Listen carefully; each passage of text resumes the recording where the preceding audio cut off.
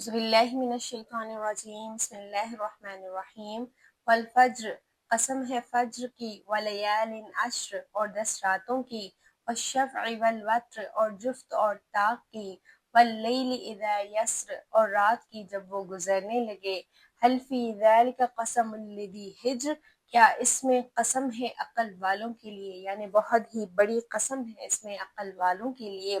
الم تر کیف فعل ربک بعاد، کیا نہیں دیکھا آپ نے کیا سلوک کیا آپ کے رب نے عاد کے ساتھ، ارم ذات العماد، وہ جو ارم والے یعنی ارم کے قبیلے کے لوگ تھے ستونوں والے، التی لم یخلق مثلها فی البلاد، اور جو نہیں پیدا کیا گیا ان جیسا کوئی شہروں میں، وثمود الذین جابوا الصخر بالواد، اور قوم سمود کے ساتھ جنہوں نے تراشا وادیوں میں اپنا گھر۔ فجر کی شروع میں آپ نوٹ کریں گے کہ یہاں پر اللہ تعالیٰ نے 4 قسمیں ایک ساتھ کھائی ہیں۔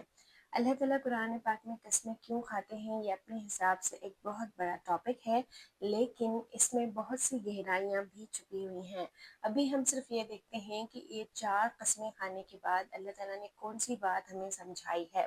دیکھیں، ایک فجر کا وقت ہے، دوسرا 10 راتیں ہیں، تیسرا جفت اور طاق یعنی ایون اور آڈ ہے، اور چوتھا ہے رات کا وہ وقت جب وہ گزرنے لگے، یعنی جب سخت اندھیرا ہو جائے یا جب رات گہری ہو جائے۔ تو ایک ہوتا ہے فجر، ٹھیک ہے، یہ متضاد ہیں، جیسے اندھیرا اور روشنی ہوتی ہے اسی طرح فجر اور رات کا وقت یہ دونوں ایک دوسرے سے متضاد ہیں۔ اسی طرح جفت اور طاق یعنی کہ ایون اور آڈ یہ بھی ایک دوسرے سے متضاد ہیں۔ اور پھر 10 راتیں، اب ان 10 راتوں سے مراد کیا ہے؟ مفسرون کے نزدیک یہ ذوالحجہ کی 10 راتیں ہیں، یعنی 1 ذوالحج سے لے کر 10 ذوالحجہ تک، جس کے لیے رسول اللہ صلی اللہ علیہ وآلہ وسلم نے فرمایا کہ یہ اللہ تعالیٰ کو تمام دنوں میں سب سے زیادہ اہم دن ہے، عظیم دن ہے، یہ جو 10 دن ہے ذوالحجہ کے،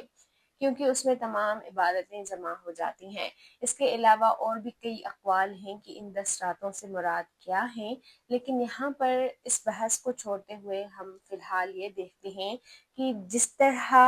اندھیرا اور روشنی، چھوٹا اور بڑا، نیچے اور اوپر ہوتا ہے، اسی طرح قیامت اور یہ دنیا اور یہ آخرت ہے، یعنی جس طرح آج ہم اس زندگی میں جی رہے ہیں جو کہ ایک رات کی مانند ہے ہمارے لیے، یعنی یوں سمجھیں کہ ابھی یہ زندگی ہمارے لیے رات ہے، اور پھر آہستہ چل چل کر ہم فجر کو دیکھیں گے یعنی کہ قیامت، یا یوں سمجھیں کہ ابھی کے لیے یہ زندگی ہمارے لیے جفت ہے یعنی کہ ایون ہے، اور پھر ہم اس کو طاق میں لے کر جائیں گے، ڈبل کریں گے۔ تو یعنی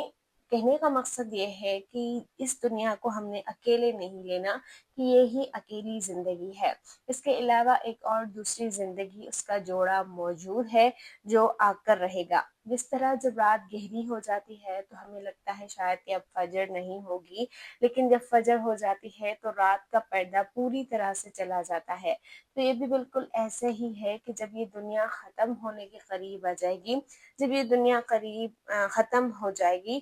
تو پھر جو دوسری دنیا آئے گی قیامت، تو اس میں ہمیں خود ہی پتہ چل جائے گا۔ اگر پھر بھی تمہیں یقین نہیں آتا تو تم ان لوگوں کو دیکھ لو جو تم سے پہلے گزر چکے ہیں، ان پر بھی کبھی اندھیری رات کا سا وقت تھا، وہ بھی اپنی دنیا میں گم تھے، مگن تھے۔ ان میں ایک ارم والے تھے، ارم والوں سے مراد یعنی یہ ایک قبیلہ تھا جنہوں نے اللہ کی نافرمانی کی تھی۔ ان میں قوم عاد تھی، ان میں قوم سمود تھی، آگے چل کر فرعون کا ذکر آئے گا، یعنی یہ وہ قومیں ہیں جو ہم سے پہلے گزر چکی ہیں اور جنہوں نے صرف اس دنیا کو ہی اپنا اصل مانا، اور اس دنیا کا جو جوڑا ہے دوسرا، اس کو انہوں نے اہمیت نہیں دی۔ تو اللہ تعالیٰ نے بھی پھر ان کو انہی تمام طاقتوں کے سمیت ان کو پکڑا، کیونکہ ہم سے پہلے جو لوگ پیدا کیے گئے تھے وہ بہت بڑے تھے، طاقت میں بھی بڑے، حوصلوں میں بھی بڑے، اور وہ جسمانی طور پر بھی ہم سے بڑے تھے، لیکن پھر بھی ان پر قیامت آئی ان کو اللہ تعالیٰ نے ان کی اصل آنکھیں کھولی اور ان کو دوسری زندگی دکھائی۔ آج ہمیں نہیں معلوم وہ کن حالات میں ہیں، وہ عذاب کو اپنے سامنے کس طرح دیکھتے ہیں، یا جتلانے کا انجام کس طرح ان کو ملتا ہے۔ لیکن اس وقت جو اچھی بات ہے ایک ہمارے لیے وہ یہ ہے کہ ابھی ہماری وہ آنکھیں نہیں کھلی ہیں، ابھی اللہ تعالیٰ نے ہماری دوسری زندگی کی آنکھیں ہمیں نہیں دی کہ ہم دوسری زندگی کو دیکھ سکیں،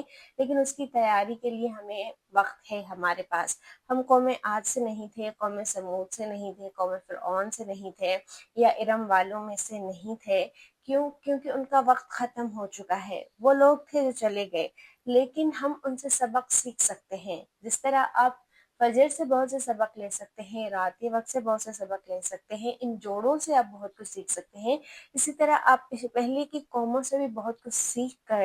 اپنے لیے آئندہ جو ہماری نئی زندگی آنی ہے، جو اصل زندگی ہے، جو اصل ہماری آنکھیں کھول دے گی، اس کے لیے تیاری بہت ضروری ہے۔ تو اس سے ہمیں یہ سبق ملتا ہے کہ ہم پہلی قوموں کی طرح نیند میں نہ پڑے رہیں، بلکہ ہم اندھیری رات سے اپنی آنکھیں کھولیں اور ہم اپنی قیامت، اپنی آخرت اور اس دنیا کے جوڑے کے لیے تیاری کریں۔